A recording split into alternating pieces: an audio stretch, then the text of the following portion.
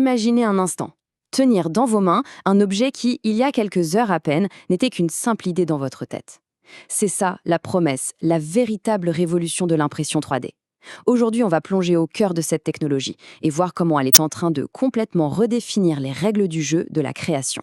Cette question, elle a l'air toute simple, hein, mais en réalité, elle est au cœur d'un changement absolument radical. Elle vient bousculer des décennies de fabrication industrielle et nous ouvre les portes d'une nouvelle ère. Une ère de créativité personnelle, d'innovation à vitesse grand V. D'un côté, on a le monde d'avant, la fabrication traditionnelle. Pensez aux usines gigantesques, aux moules qui coûtent une fortune, et au final, des produits standardisés, les mêmes pour tout le monde. Et de l'autre, l'impression 3D. C'est un peu comme avoir un mini-atelier sur son bureau, capable de donner vie à des objets uniques, parfaitement sur mesure. En fait, on passe de la production de masse à la création de masse. Alors, ok. Mais qu'est-ce qui la rend si révolutionnaire au fond, cette technologie? Ce qui est vraiment fou avec cette idée, c'est la fluidité.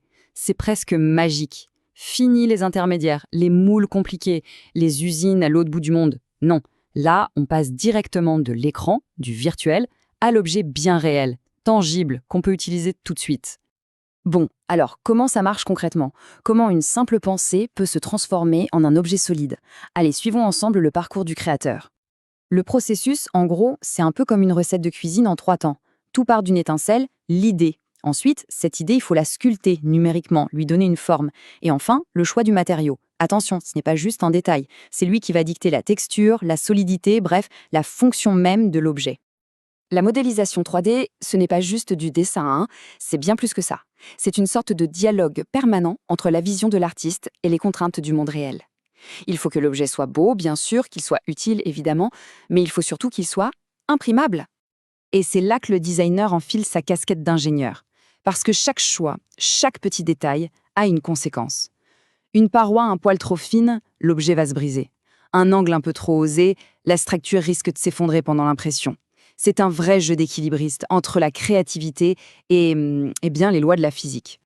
Ce qu'il faut bien comprendre ici, c'est que le matériau fait partie intégrante du design dès le début. On ne conçoit pas de la même façon un objet qui doit être souple, comme une coque de téléphone en TPU, et une pièce mécanique super rigide en PLA. En fait, c'est la matière qui inspire la forme.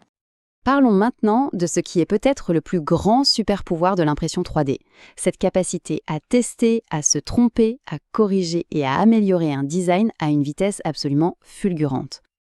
Et voilà, le moment magique. En quelques heures seulement, ce qui n'était qu'un fichier sur un ordinateur devient un objet qu'on peut toucher, qu'on peut sentir, qu'on peut manipuler. Le virtuel devient réel.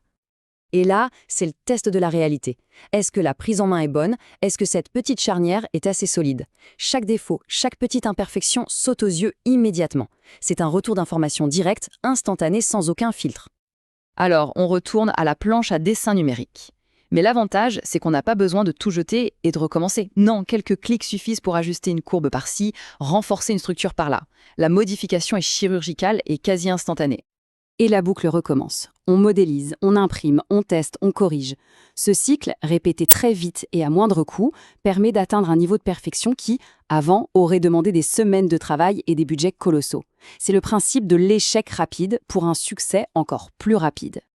Toute cette rapidité, ça ouvre la porte à une autre révolution. Et celle-là, elle nous touche tous directement en tant que consommateurs.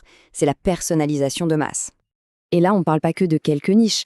Pensez à une prothèse médicale imprimée pour s'adapter parfaitement au corps d'un patient, ou à des semelles de chaussures de sport moulées sur mesure.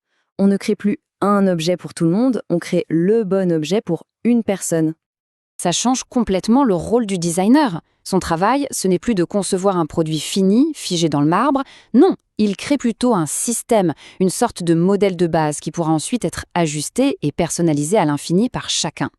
Le designer devient une sorte de super artisan, un chef d'orchestre. Il ne se contente pas d'écrire la partition, c'est-à-dire l'idée, il choisit aussi les instruments, donc les matériaux, et il dirige l'exécution, c'est-à-dire l'impression elle-même. C'est un créateur total qui maîtrise son art de A à Z. Pour finir, projetons-nous un peu vers l'avenir et posons-nous la question de l'impact environnemental de cette nouvelle façon de produire. Sur le papier, l'impression 3D semble cocher toutes les cases d'une production plus verte. On produit localement, donc on réduit drastiquement les transports. On ne gaspille quasiment pas de matière, puisqu'on n'utilise que le strict nécessaire. Et surtout, on pourrait enfin passer d'une culture du je jette, je rachète à une culture du je répare, je réutilise. La technologie est là. Elle nous donne les outils pour repenser complètement notre façon de consommer, pour créer des objets plus personnels, plus intelligents et plus durables. La vraie question maintenant, c'est est-ce que nous, en tant que créateurs et consommateurs, on sera à la hauteur de cette promesse? L'avenir de la fabrication est entre nos mains, littéralement.